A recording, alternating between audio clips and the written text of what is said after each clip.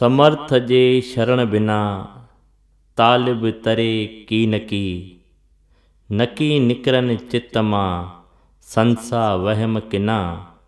समर्थ वारा काल खां कॾहिं की न ॾिना, भाणे साण बिना लीला घुमन लोक में।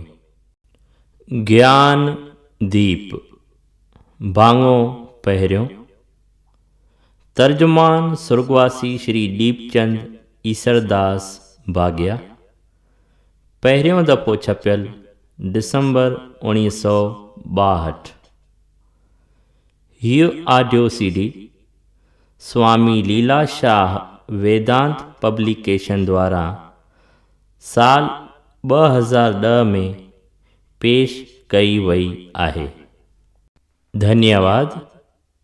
श्री भेखचंद लुल्ला ऐं श्री भेरूमल लुल्ला पंहिंजे सुर्गवासी पिता साहिब श्रीमान बोधाराम ऐं पंहिंजे सुर्गवासिण माता साहिब श्रीमती हेकतबाईअ जी पवित्र स्मृतिअ में हीअ सुंदर पुस्तक ज्ञानदीप भाङो पहिरियों कल्याण कुंज भाङे पहिरें जो तर्जुमो छपायो आहे। शल ईश्वर स्वर्गवासियुनि जे आत्मा खे सदगति प्रदान करे ऐं शांति बख़्शे। परमात्मा श्री भेखचंद लुल्ला ऐं श्री भेरूमल लुल्ला खे सुबुद्धि ऐं शक्ति बख़्शे जो हू सदाईं शेवा जा कम करे पंहिंजो मनुष्य जनम सफलो बणाइनि। ही सुंदर पुस्तक जीअं ई छपजी ज़ाहिर थियो त पढ़ंदड़ प्रेमियुनि जे एतिरी त छिक थी जो पुस्तक जा 3 छापा ख़लास थी विया। पढ़ंदड़ प्रेमियुनि जे एतिरी सिक ऐं छिक ॾिसी ही 4थों छापो छपाइणो पियो। उमेद त पढ़ंदड़ प्रेमी हिन पुस्तक मां चङो ई लाभ पिराईंदा। पढ़ंदड़ प्रेमी सॼणनि खे मुंहिंजी हीअ निमाणी वेनती आहे त जीअं त ही सुंदर पुस्तक बिल्कुलु सांढण जोॻो आहे, तंहिं करे हिन ते सुंदर जुल्द चाढ़े हिफ़ाज़त सां रखंदा ऐं पढ़ंदा त भॻवान संदन भलो कंदो। नोट: जीअं त हिन पुस्तक जी छपाईअ ते चङो ई ख़र्च आयो आहे, पर भेटा बिल्कुलु थोरी रखी वई आहे। हिन मज़मून जो लाॻापो रुॻो पहिरें छापे सां आहे। हरिओम शांति शांति शांति। शेवा में शोभो पेसूमल। समर्पण।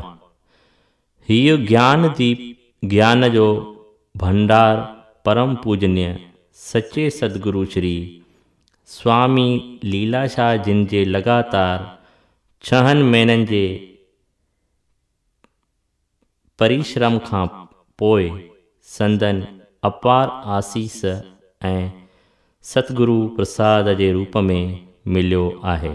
जेको जिज्ञासु इन्हीअ खे पढ़ी या ॿुधी ऐं अमल कंदो उहो मोक्ष पद खे पाईंदो, इन में को शक न आहे।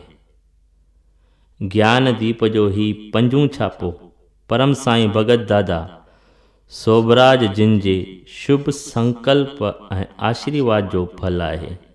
अर्पण आहे उन्हनि अवाइली सदगुरु शेवी ऐं अनुयायी महापुरुषनि जे स्मृतिअ में जिन खे लॻभॻि 94 साल अॻु 1915 धारे स्वामी जिन जो दर्शन ऐं साक्षात्कार थियो ऐं जन्म सफलो कयाऊं। अर्पण आहे उन्हनि सभिनी भाग वारनि महापुरुषनि खे जिन खे शरीर रूप में अथवा ॿिए कंहिं नमूने में दर्शन थियो ऐं संदन कृपा पात्र थी शेवा जा नेक कम कया अथनि ऐं करे रहिया आहिनि। समर्पण आहे श्री सच्चिदानंद सतगुरु जिन जे पवित्र चरण कमलनि में प्रार्थना आहे त संदन अपार कृपा सभिनी ते हमेशह कायम दायम रहे। आभार। आभारी आहियां श्री चंद्रशाद सोबराज छांगराणीअ जो, जिन खां सरसोली धाम में प्रेरणा मिली। थोराइतो आहियां परम प्रिय मित्र doctor Devendra Kodwani, Milton Keynes UK वारनि जो, जिन जे सहकार ऐं महिनत सां हीउ कार्य सफल थियो आहे। शेवा में ईश्वर नाथाणी। हे भगवान, असां सभिनी खे सुबुद्धि ॾियो, शक्ति ॾियो, निरोगता ॾियो, जीअं पंहिंजो पंहिंजो कर्तव्य पालियूं ऐं सुखी रहूं। ओम चूंड चवणियूं। वर्तल पुस्तक विज्ञान वाटिका तां ठाहियल महाशय रघुमल चूहड़मल एशरा। स्वाध्याय में आलस न कर। उपनिषद किताबनि जे पढ़ण मां कहिड़ो फ़ाइदो आहे? इन्हीअ ते किन ॼाणुनि जा राया। 1. चङनि किताबनि जी पाण वटि हुअण करे मूंखे पंहिंजे चङनि दोस्तनि जे गॾु न हुअण वारे घटिताई नथी थिए। जेतिरो मां किताबनि खे पढ़ंदो वियुसि, ओतिरो ई मूंखे उन्हनि जूं चङायूं मालूम थींदियूं वयूं। जंहिंखे किताबनि पढ़ण जो शौक़ु आहे, उहो हर जॻह ते सुखी रहे थो। महात्मा गांधी। 2. मां नरक में बि चङनि किताबनि जी आज्ञा कंदुसि, छाकाणि त उन्हनि में उहा शक्ति आहे जो जिते उहे हूंदा उते पाण सुर्ग बणिजी पवंदो। लोकमान्य तिलक। 3. जेकॾहिं तोखे पंहिंजो कमरो सींगारणो आहे त अलमारियुनि में चङा चङा किताब भरे रख।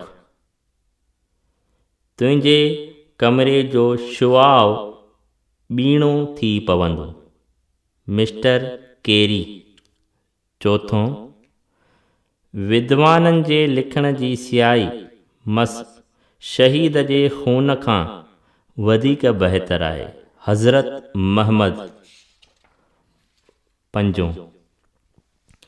घणाई भेरा ईअं ॾिसण में आयो आहे त किताबनि जे पढ़ण इंसान जे मुस्तक़बिल आईंदा खे बणायो आहे। 6. जंहिंखे चङनि किताबनि पढ़ण जो सौभाग्य प्राप्त थियो आहे, उन जे लाइ चंचल अर्थात सदाई हिक हालत में न रहंदड़ लक्ष्मीअ जो सुख कहिड़े कम जो, याने धन दौलत जो सुख कंहिं बि कम जो कोन्हे। चाणक्य।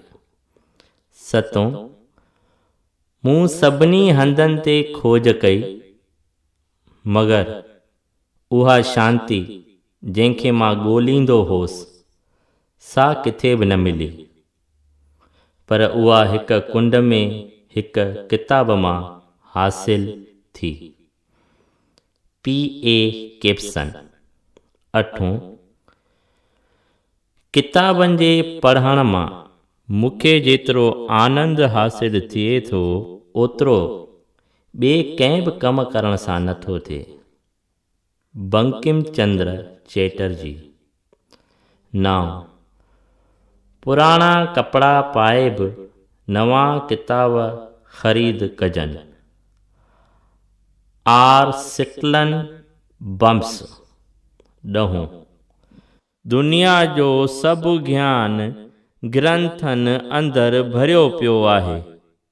स्वामी राम तीर्थ। 11. जंहिं घर में चङा चङा किताब कोन आहिनि, उहो घर दरअसल घर चवाइण जे लाइक़ु कोन्हे, बल्कि उहो त कमज़ोर दिलि वारनि जीअरे ई मुर्दनि जो क़ब्रिस्तान आहे। महात्मा सुकरात।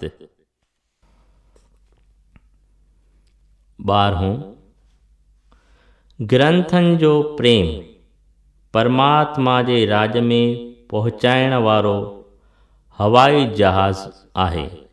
लुकमान।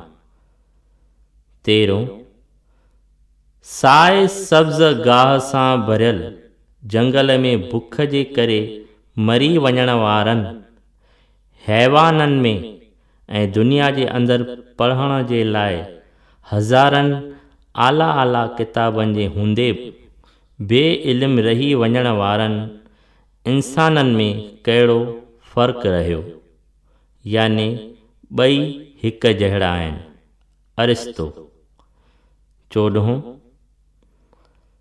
चङनि चङनि किताबनि जो गॾु करण ई मौजूदा ज़माने जो सचो कॉलेज आहे। कार्लाइल। 15 जंहिं घर में चङा किताब कोन आहिनि उहो घरु मसाण खां बि ख़ौफ़नाक आहे। लाला लजपत राय। 16 ग़रीबनि जी ग़रीबी छॾाइण, दुखियुनि जो दुख दूर करणु ऐं दिलि ऐं जिस्म खे तंदुरुस्त बणाइण जी जेतिरी ताक़त किताबनि में थिए थी ओतिरी दुनिया जे ॿिए कंहिं बि चीज़ में कोन्हे। मार्सडन। 17 कंहिं घर में लाइब्रेरी क़ाइमु करणु छा आहे? उन ई मिटीअ सिरुनि ऐं पथरनि वग़ैरह जी बेजान घर में जान विझणु। समरो। 18 चङनि किताबनि जी भरपूर लाइब्रेरी असुलु यूनिवर्सिटी आहे। दुनिया जा आला पुरुष यूनिवर्सिटीअ जा बणायल कोन आहिनि, पर उहे त लाइब्रेरीअ जा ई बणायल आहिनि। P C Rao.